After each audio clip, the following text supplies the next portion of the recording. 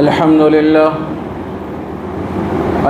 لله نحمده ونستعينه ونستغفره ونؤمن به ونتوكل عليه ونعوذ بالله من شرور أنفسنا ومن سيئات أعمالنا من يهده الله فلا مضل له ومن يضلله فلا هادي له ونشهد أن لا إله إلا الله وحده لا شريك له ونشهد أن سيدنا ونبينا ومولانا محمدا عبده ورسوله صلى الله عليه وعلى آله وأصحابه وبارك وسلم تسليما كثيرا أما بعد فأعوذ بالله من الشيطان الرجيم بسم الله الرحمن الرحيم وَلَقَدْ جَاءَكُمْ مُوسَى بِالْبَيِّنَاتِ ثُمَّ اتَّخَذْتُمُ الْعِجْلَ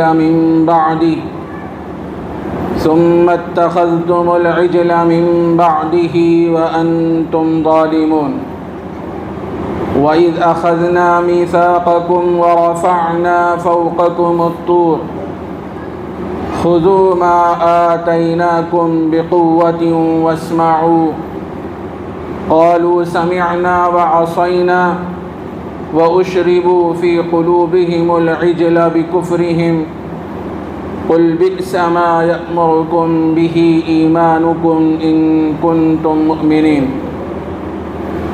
قل إن كانت لكم الدار الآخرة عند الله خالصة من دون الناس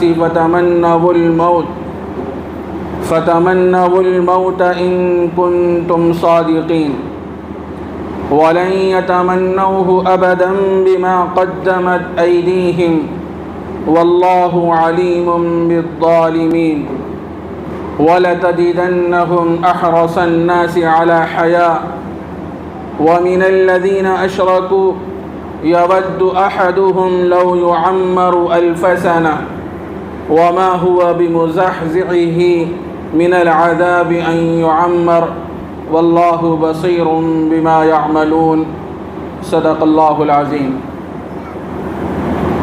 معزز حاضرین کرام، گزشتہ درس میں آپ حضرات نے یہ بات سماعت فرمائی تھی۔ اللہ رب العزت نے حضرت موسیٰ علیہ السلام کے بعد بنی اسرائیل میں 4000 انبیاء مبعوث فرمائے۔ سب سے آخر میں تشریف لانے والی ذات گرامی حضرت عیسیٰ علیہ السلام ہے۔ یہ خاتم انبیاء بنی اسرائیل، اللہ تبارک و تعالیٰ نے بنی اسرائیل میں جو انبیاء بھیجے تھے ان میں آخری کڑی حضرت عیسیٰ علیہ السلام، اس واسطے سے ان کو خاتم انبیاء بنی اسرائیل کہا جاتا ہے۔ حق تعالیٰ جل شانہ نے یہ بات بھی ارشاد فرمائی تھی کہ ہم نے حضرت عیسیٰ علیہ السلام کو روح القدس کے ذریعے سے ان کی تائید فرمائی۔ روح القدس کون ہے؟ حضرت جبرائیل علیہ السلام ہیں، اور روح القدس حضرت جبرائیل کا لقب ہے۔ جب بنی اسرائیل میں حضرت عیسیٰ علیہ السلام تشریف لائے تو وہ بھی لوگوں کو اللہ کی وحدانیت کی طرف دعوت دینے لگے اور سمجھانے لگے کہ اللہ نے مجھے نبی بنا کے اس دنیا میں بھیجا ہے، اور واضح نشانیاں اللہ رب العزت نے حضرت عیسیٰ علیہ السلام کو عطا فرمائی تھی۔ ایک تو یہ کہ آپ کسی مادرزاد اندھے پر کچھ دم کر دیتے تو وہ انڈا صحیح ہو جاتا، بینا ہو جاتا۔ کوئی برس والا آدمی ہوتا جس کو بیماری لاحق ہوتی، اس کے اوپر آپ کچھ پڑھ کے دم کر دیتے تو وہ صحیح ہو جاتا، تندرست ہو جاتا، اس کی بیماری ختم ہو جاتی۔ اور اسی طرح اللہ رب العزت نے ایک یہ چیز بھی آپ کو عطا فرمائی تھی کہ آپ مٹی کو لے کے کسی پرندے کی شکل بناتے اور اس میں پھونک مارتے تو وہ پرندہ اڑنا شروع ہوتا۔ اللہ رب العزت نے ایسے واضح دلائل حضرت عیسیٰ علیہ السلام کو عطا فرمائے تھے کہ تاکہ قوم آپ کی بات کو مانے، لوگوں کو معلوم ہو جائے کہ حضرت عیسیٰ علیہ السلام ہیں، یہ نبی ہیں، اللہ نے قوم کی اصلاح کے لیے، لوگوں کی اصلاح کے لیے ان کے پاس بھیجا ہے۔ لیکن بنی اسرائیل آپ جانتے ہیں، اس سے پہلے دروس میں آپ حضرات نے مختلف باتیں ان کے تعلق سے سماعت فرمائی۔ یہ لوگ بڑے ضدی لوگ ہیں، حق ان کے سامنے ہے، دلائل ان کے سامنے ہے، انبیاء کرام ان کے پاس آتے رہے۔ ان کا معاملہ تو یہ تھا کہ یہ لوگ حق کو قبول نہیں کرتے تھے، اور مزید یہ کہ انبیاء کو قتل کرتے تھے کہ کتنا بڑا یہ گناہ ہے، کتنا بڑا جرم ہے کہ بنی اسرائیل انبیاء کو قتل کرتے تھے۔ اور ان کا کام یہ ہے کہ ایک جماعت کو جھٹلایا کرتے تھے اور ایک جماعت کو یہ لوگ قتل کرتے رہتے ہیں۔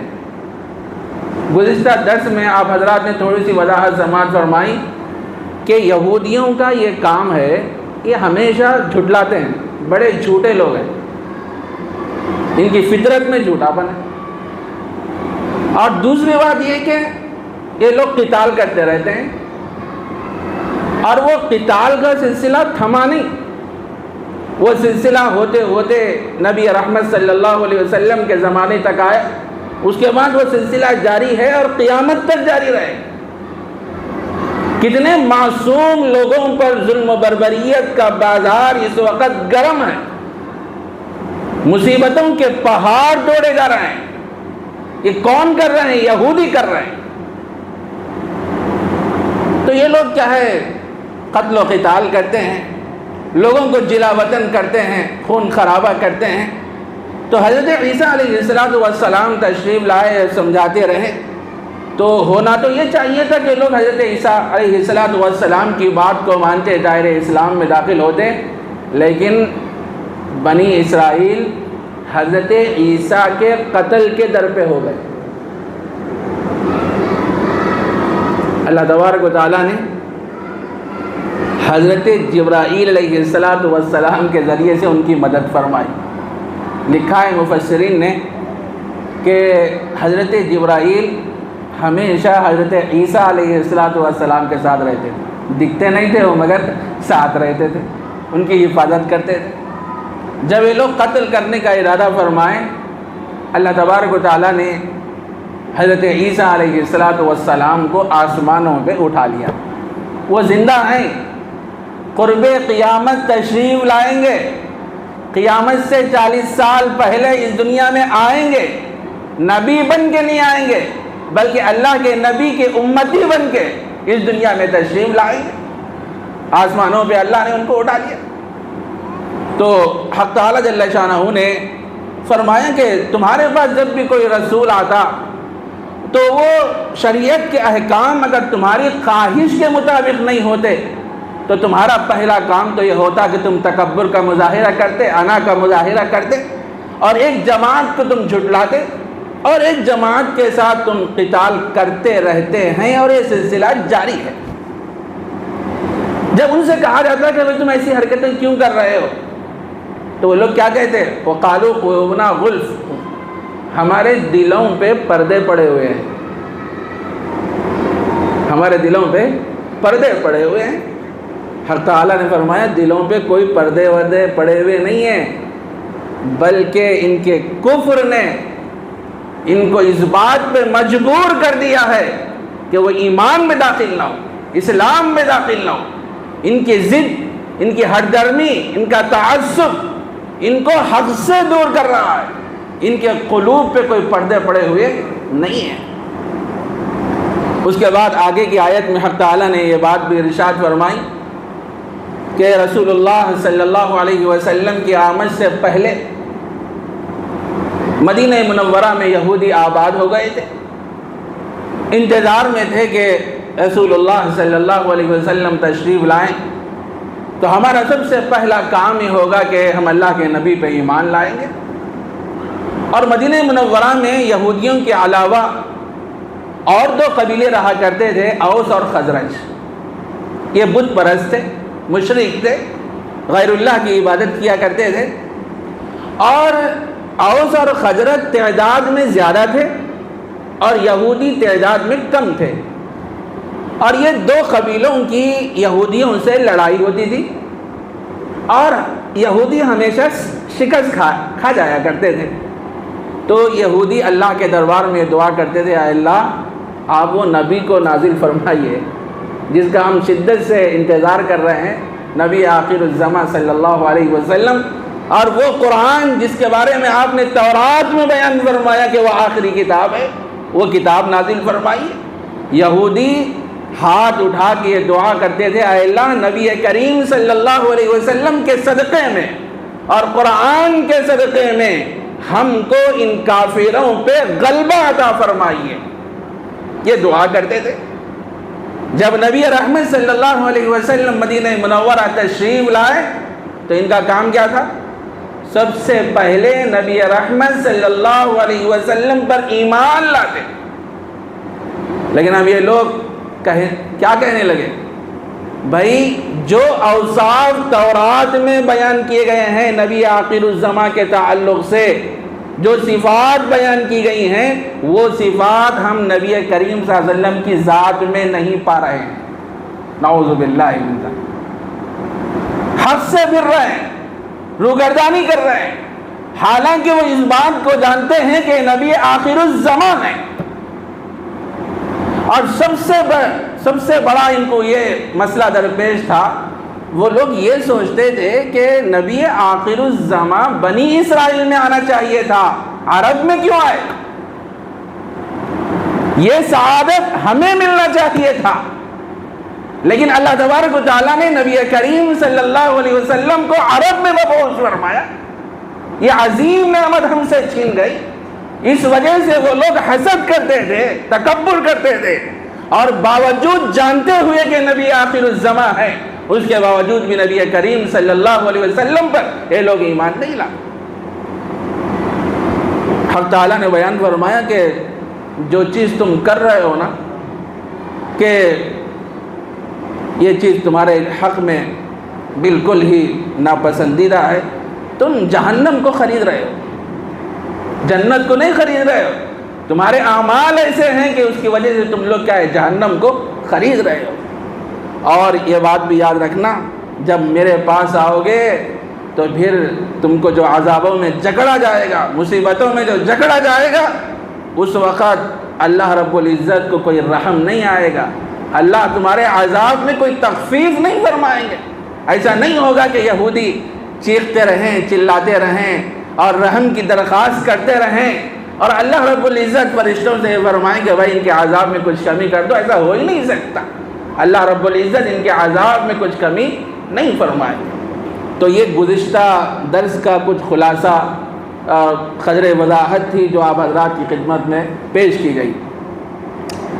اب آگے کی جو آیتیں تلاوت کی گئی ہیں، یہ سورہ بقرہ کی آیت نمبر 91 تا 96، ان آیتوں میں بھی یہودیوں کا تذکرہ ہے۔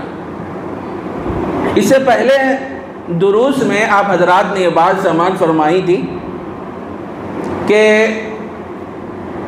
بنی اسرائیل یہ کہا کرتے تھے کہ ہمیں کوئی ایسی کتاب مل جائے جس میں شریعت کے احکام ہوں، جس پر ہم عمل کرنے والے بن جائیں۔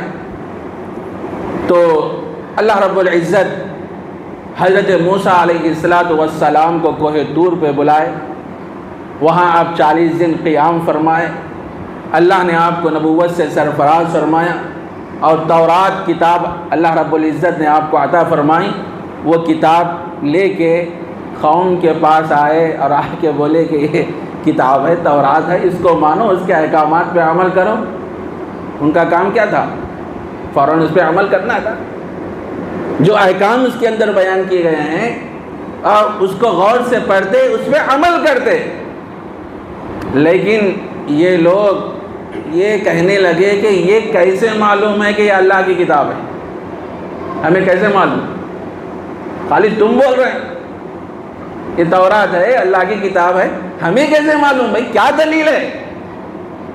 حضرت موسیٰ علیہ السلام 40 آدمی پھر منتخب فرمائے، وہاں پھر گئے کوہ طور پہ، ایک غائب سے ایک آواز آئی، اس میں یہ فرمائے گئے کہ یہ اللہ کی کتاب ہے تورات، اس کو مانو، اس پہ عمل کرو، اس کو مضبوطی سے پکڑو، اس کو تھامے رہو۔ تو جب وہ کتاب کے بارے میں فرمایا گیا، وہ لوگ سننے کے بعد بھی بہت سے لوگ تورات کو نہیں مانے، تورات کو نہیں مانے۔ اللہ تبارک و تعالیٰ نے کیا کیا؟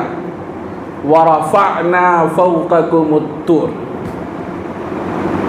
طور پہاڑ ان کے سروں پہ لا کے کھڑا کر دیے۔ اتنی بدماشی کرتے ہو ہمارے ساتھ، پہاڑ اٹھا دیے اللہ رب العزت، لا کے ان کے سروں پہ کھڑا کر دیے۔ مانو اب،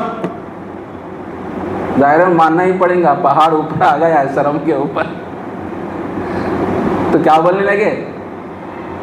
خُذُوا مَا آتَيْنَاكُمْ بِقُوَّةٍ، جو چیز ہم تمہیں دے رہے ہیں نا، اس کو مضبوطی سے اس پر عمل کرو، جو باتیں کہی جا رہی ہیں غور سے سنو، اس پہ عمل کرو۔ تو وہ لوگ کیا کریں؟ قالوا سمعنا، وہ لوگ کہیں کہ ہم نے سن لیا، جو باتیں بھی آپ بول رہے ہیں نا ہم سن لیے، لیکن وعصینا، پھر نافرمانی کی ہے، یہ کہنے لگے ہم یہ بات نہیں مانتے۔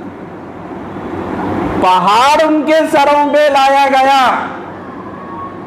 اور کہا جا رہا ہے کہ اس کتاب کو مانو، اس پہ عمل کرو۔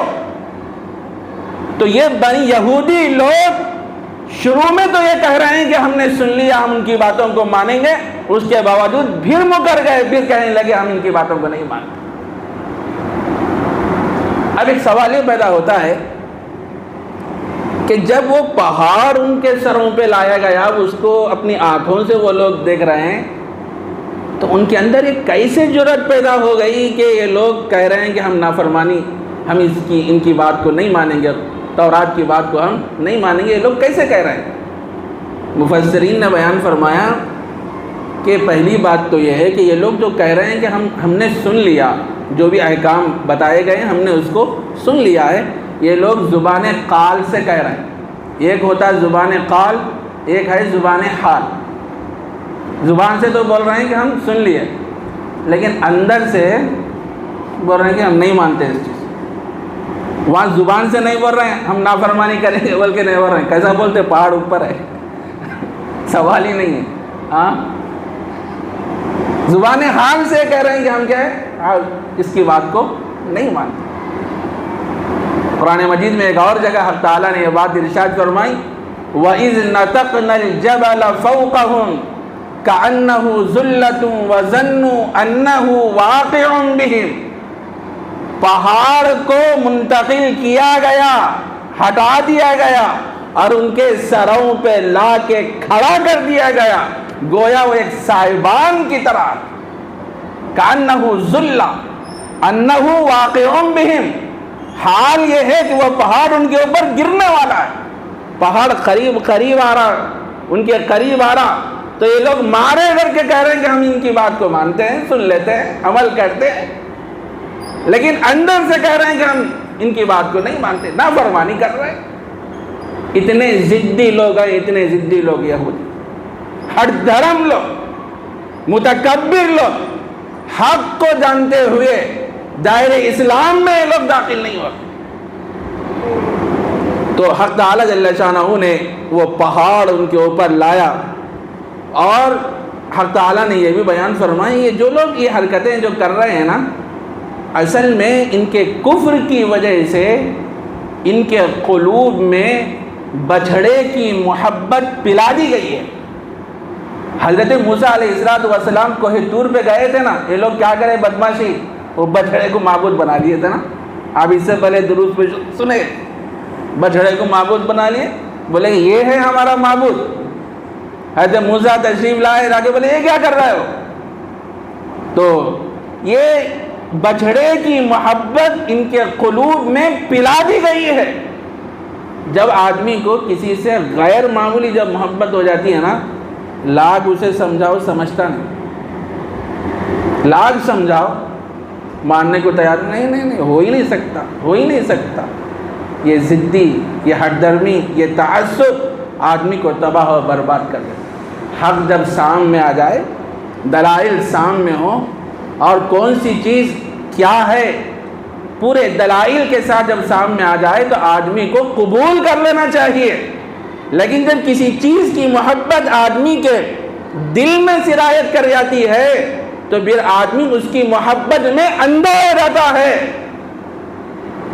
اور اندھا ہو کے شخصیت پرستی کا عنصر غالب آ جاتا ہے۔ آج لوگ شخصیت پرست ہو گئے، توحید پرست ہونا چاہیے، ایمان پرست ہونا چاہیے، لیکن لوگ کیا ہے شخصیت پرستی کرنے لگے۔ بہرحال وہ ایک الگ موضوع ہے، اس میں مجھے جانا نہیں ہے۔ تو وَأُشْرِبُوا فِي قُلُوبِهِمُ الْعِجْلَ، بچھڑے کی محبت ان کے قلوب میں پیوست کر دی گئی ہے، اس کی وجہ سے وہ لوگ دائرہ اسلام میں داخل نہیں ہو رہے ہیں، حق بات کو ماننے کے لیے تیار نہیں ہو رہے۔ تو دیکھیے وَلَقَدْ جَاءَكُم مُوسَىٰ بِالْبَيِّنَاتِ، اور تحقیق کے تمہارے پاس حضرت موسیٰ علیہ السلام واضح نشانیاں لے کر آئے۔ ثُمَّ اتَّخَذْتُمُ الْعِجْلَ مِن بَعْدِ، پھر تم اس کے بعد بچھڑے کو معبود بنا لیے۔ حضرت موسیٰ کوئی طور پہ گئے تو تم نے بچھڑے کو اپنا معبود بنا لیا۔ وَأَنْتُمْ ظَالِمُونَ، اور تم ظالم لوگ ہو، حد سے آگے بڑھنے والے لوگ۔ وَإِذْ أَخَذْنَا مِيثَاقَكُمْ وَرَفَعْنَا فَوْقَكُمُ الطُّورَ، حق تعالیٰ بیان فرماتے ہیں کہ ہم نے بنی اسرائیل سے پختہ عہد لیا تھا، اور وَرَفَعْنَا فَوْقَكُمُ الطُّورَ، اور ہم نے تمہارے اوپر طور پہاڑ کو لا کے کھڑا کر دیا اوپر۔ اس کے بعد حق تعالیٰ نے بیان فرمایا خُذُوا مَا آتَيْنَاكُمْ بِقُوَّةٍ، جو چیز ہم تمہیں دے رہے ہیں مضبوطی سے اسے پکڑو، اسے تھامے رہو، اس پہ عمل کرو۔ تو وہ لوگ کیا کرے؟ وَاسْمَعُوا، اور غور سے سنو وہ بات۔ تو وہ لوگ کیا کہنے لگے؟ قَالُوا سَمِعْنَا وَعَصَيْنَا، انہوں نے کہا ہم نے سنا، پہاڑ اوپر ہے تو بول رہے ہم سن لیے، اور زبان حال سے کیا بول رہے ہیں؟ وَعَصَيْنَا، ہم یہ بات نہیں مانتے، نافرمانی کرنے لگے۔ کیوں کر رہے ہیں یہ حرکت؟ وَأُشْرِبُوا فِي قُلُوبِهِمُ الْعِجْلَ بِكُفْرِهِمْ، ان کے کفر کی وجہ سے بچھڑے کی محبت ان کے دلوں میں سرایت کر گئی ہے، پیوست کر دی گئی، اتنی محبت غالب آ گئی، حق کو وہ ماننے کے لیے تیار نہیں، دائرہ اسلام میں آنے کے لیے تیار نہیں، ایسی محبت ان کے دلوں میں پیوست کر دی گئی۔ حق تعالیٰ نے آگے کی آیت میں فرمایا قُلْ بِئْسَ مَا يَأْمُرُكُمْ بِهِ إِيمَانُكُمْ إِن كُنتُم مُؤْمِنِينَ، اے نبی صلی اللہ علیہ وسلم آپ فرما دیجئے۔ ایک بات یہاں یہ سمجھنے کی ہے، یہ خطاب جو کیا جا رہا ہے یہ رسول اللہ صلی اللہ علیہ وسلم کے زمانے میں جو یہودی تھے ان سے خطاب ہے۔ اس وقت تو یہ لوگ بچھڑے کی عبادت تو نہیں کرتے تھے، زمانہ نزول کے وقت جو یہودی تھے ان سے خطاب کیا جا رہا ہے۔ خطاب تو ان لوگوں سے ہے، لیکن ان کی نسل جو چلتی ہوئی آ رہی ہے نا، جو حرکتیں کر رہے تھے نا یہ لوگ پچھلے، یہ بھی اس میں شامل ہیں۔ یہ تعالیٰ نے فرمایا قل، اے نبی صلی اللہ علیہ وسلم آپ فرما دیجئے بئس ما یأمرکم بہ، بہت بری چیز ہے جو حرکت تم کر رہے ہو نا، یہ بہت بری چیز ہے جس کا تمہارا ایمان تم کو حکم دیتا ہے۔ کیا مطلب اس کا مطلب یہ ہے تم انبیاء کو قتل کرتے ہو، شرک کرتے ہو، بچھڑے کی عبادت کرتے ہو، تورات میں تحریف کرتے ہو، حلال کو حرام بتاتے ہو، حرام کو حلال بتاتے ہو، اتنے افعال قبیحہ شنیعہ تم کرتے ہو، اور تم یہ کہہ رہے ہو کہ ہم مومن ہیں۔ ارے کیسے مومن ہو؟ کیا کوئی مومن آدمی یہ حرکت کر سکتا ہے؟ انبیاء کو قتل کر سکتا ہے، شرک کر سکتا ہے، بچھڑے کی عبادت کر سکتا ہے؟ نہیں کر سکتا۔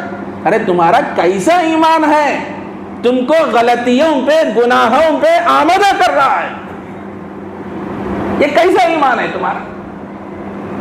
حالانکہ تم حقیقت میں ایماندار نہیں ہو، خالی تمہاری یہ باتیں۔ تو بہت بری بات ہے جس کا تمہارا ایمان تمہیں حکم دیتا ہے، اگر تم سچے کیا ہو، مومن ہو۔ اس کے بعد حق تعالیٰ نے آگے کی آیت میں بات ارشاد فرمائی، یہودی بڑی حماقت میں اور تکبرانہ انداز میں لوگوں سے کہا کرتے بھائی جنت ہمارے لیے بنائی گئی۔ جنت کس کی ہے؟ ہمارے لیے، ہمارے خاندان میں انبیاء ہے، ہم ان کی نسل سے ہیں، ہم سے گناہ بھی ہو گئے تو مواخذہ نہیں ہمارے اوپر، سیدھا جنت بنائے چل رہا ہمارے واسطے، دوسروں کے واسطے نہیں بنائے، ہمارے واسطے۔ جنت کی نعمتیں، جنت کی مسرتیں، جنت کی خوشیاں، یہ ساری چیزیں ہمارے لیے۔ تو حق تعالیٰ بیان فرمائے اچھا تم یہ کہتے ہو کہ جنت تمہارے لیے ہے نا، جنت کی نعمتیں ساری چیزیں تمہارے لیے ہے، تم اپنے اعتبار سے کہہ رہے ہو، تو پھر کیا کرو، موت کی آرزو کر لو۔ فتمنوا الموت، بولو کہ موت کی آرزو کر لو۔ یہودی سب کچھ کرتا، موت بولے تو گھبراتا،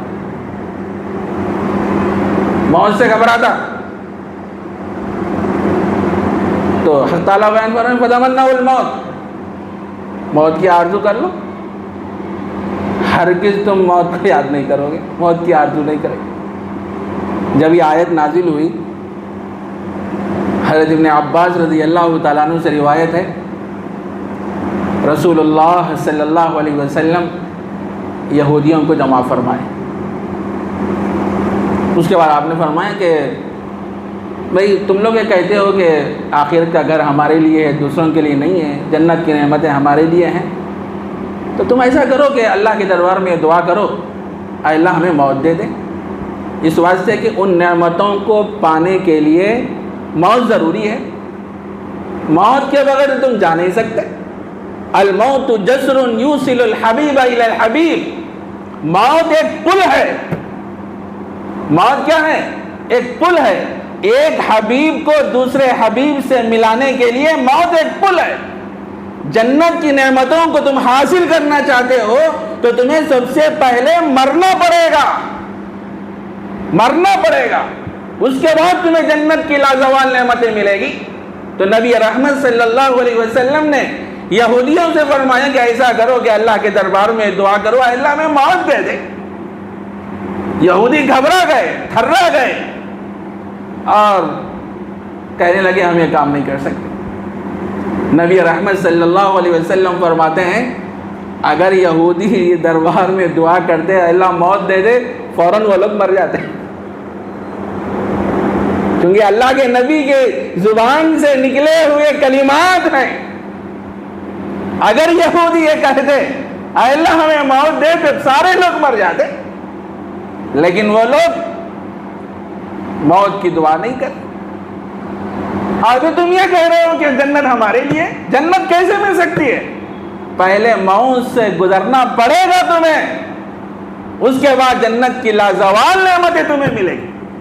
تم اپنے دعوے میں جھوٹے ہو، جنت نسبتوں پہ نہیں ملتی، جنت ملتی ہے ایمان والے کو، جنت ملتی ہے اعمال صالحہ اختیار کرنے والے کو، جنت ملتی ہے حضرات انبیاء کرام کی تکریم کرنے والے کو، جس کے دل میں ایمان ہوگا اور اپنی مختصر سی زندگی کو اللہ کی وحدانیت کے مطابق اور نبی کریم صلی اللہ علیہ وسلم کی سنت کے مطابق وہ گزارا ہوگا، اللہ رب العزت ایسے بندے کو جنت عطا فرماتے ہیں۔ خالی دعوے کر لینے سے کچھ نہیں ہوتا کہ جنت ہمارے لیے بنائی گئی ہے، کسی اور کے لیے نہیں بنائی گئی۔ اگر بات ایسے ہی ہے تو یہ کام یہ کرو کہ موت کی آرزو کر لو۔ تم کبھی موت کی آرزو نہیں کر سکتے، ہرگز ہرگز نہیں کر سکتے۔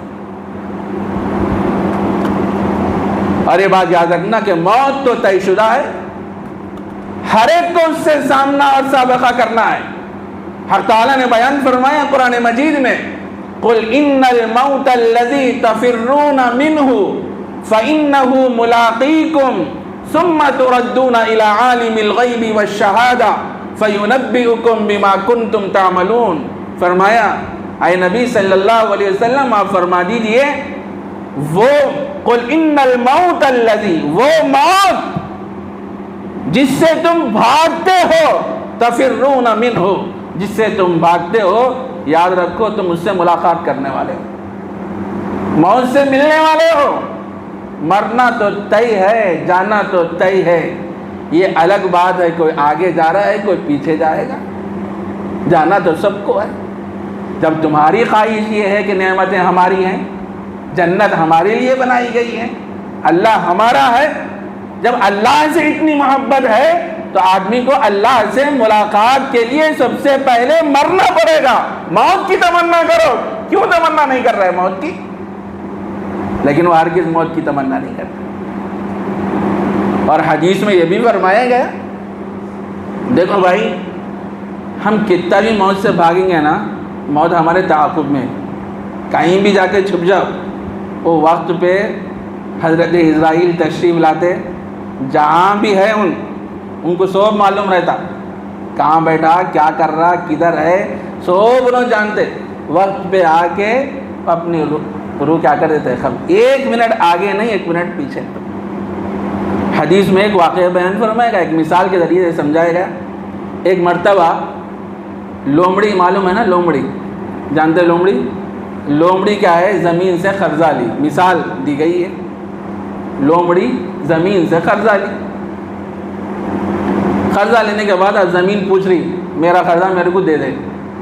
زمین بھاگ رہی، لومڑی کہاں بھاگتی؟ کہاں گئے تو زمینی ہے، کہاں گئے تو زمین، بھاگ رہی. پھر زمین بول رہی میرا قرضہ میرے کو دے دے. پھر بھاگ رہی، جا کے غار میں چھپی، وہاں بھی زمینی ہے. پھر بول رہی زمین میرا قرضہ میرے کو دے. اور اندر گئی تو بھی زمینی ہے. کہیں بھی جاؤ مرنا ہے. موت تعاقب میں ہے، موت.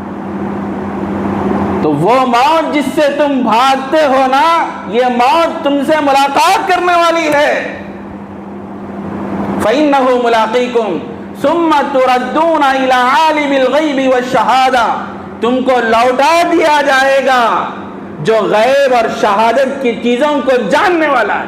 غیب کی چیزوں کو بھی جانتا ہے اللہ، اور سامنے اور حاضر چیزوں کو بھی اللہ رب العزت جانتے ہیں کہ یہ اس کی طرف تم کو لوٹا دیا جائے گا، اور جو کچھ تم کرتے ہو اس کا بدلہ وہاں آخرت میں دیا جائے گا. تو حق تعالیٰ نے بیان فرمایا یہودیوں کے تعلق سے کہ آپ کہہ دیجئے ان کانت لکم الدار الآخرۃ عند اللہ خالصۃ من دون الناس، اگر آخرت کا گھر اللہ کے پاس تمہارے لیے خالص ہے، تم کہتے ہو کہ جنت ہماری ہے، اللہ کا گھر، آخرت کا گھر تمہارے لیے خالص ہے، من دون الناس، دوسرے لوگوں کو جنت نہیں ملے گی، جنت کی نعمتیں نہیں ملے گی، تو فتمنوا الموت، موت کی آرزو کرو. یہ کہو کہ اللہ مجھے موت دے دے.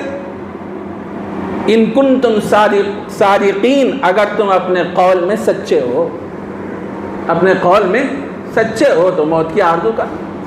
اس کے بعد حق تعالیٰ نے بیان فرمایا وَلَن يَتَمَنَّوْهُ أَبَدًا بِمَا قَدَّمَتْ أَيْدِيهِمْ، ہرگز یہ لوگ موت کی تمنا نہیں کریں گے. کیوں نہیں کریں گے؟ یہ جو کرتوت آگے بھیجے ہیں نا، اللہ کے دربار میں بھیجے ہیں، اعمال سیئہ، اعمال قبیحہ، اعمال شنیعہ، بدکاریاں، گناہ جو اللہ کے دربار میں یہ لوگ بھیجے ہیں، کبھی یہ لوگ موت کی تمنا نہیں کر سکتے.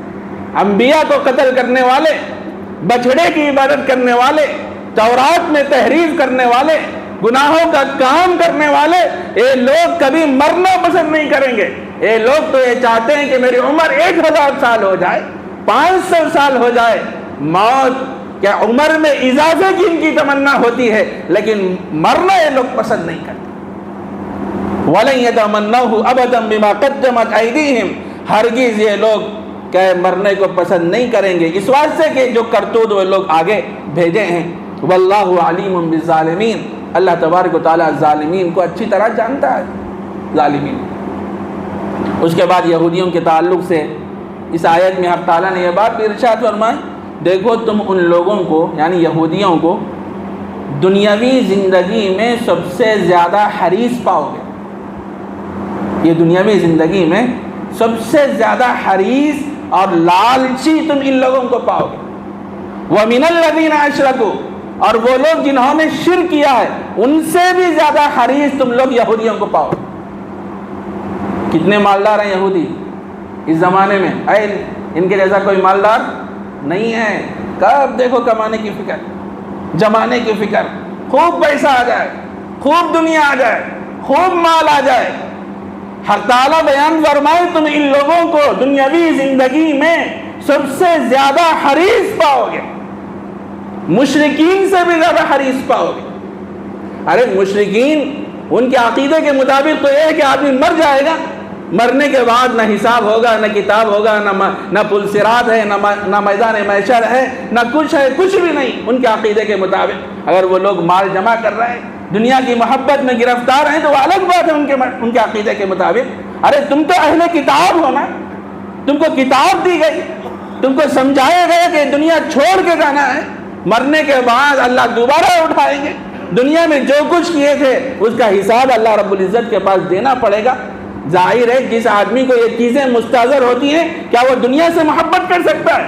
وہ دنیا سے محبت نہیں کرتا بلکہ خالق اور مالک سے محبت کرتا ہے، پالنہار سے محبت کرتا ہے۔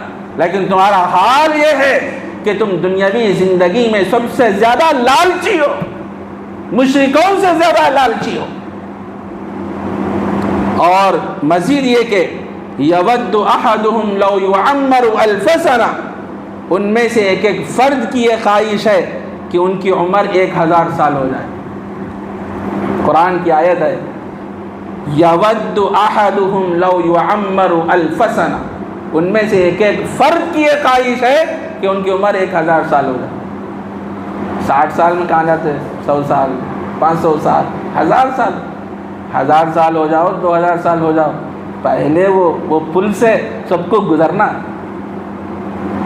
حق تعالیٰ بیان فرمائے اگر کسی کی عمر لمبی ہو جائے تو کیا وہ عذاب سے بچ سکتا ہے؟ عذاب سے بچنے والا نہیں ہے۔ عمر چھوٹی ہو یا بڑی ہو، اللہ کے پاس تو حساب دینا ہے، پائے پائی کا حساب دینا ہے، ذرے ذرے کا حساب دینا۔ تو یود احدہم لو یعمر الف سنہ، ان میں سے ایک ایک آدمی کی خواہش ہے، یہ تمنا ہے کہ ان کی عمر 1000 سال ہو جائے۔ وما ہوا بمزحزحہ من العذاب ان یعمر، اور ان کا لمبی عمر کے لیے خواہش کرنا ان کو عذاب سے نہیں روک سکتا۔ حق تعالیٰ بیان فرمائے تم کتنی بھی آرزویں کر لو کہ 1000 سال ہو جائے، لیکن وہ چیز اللہ کے عذاب سے روک نہیں سکتی۔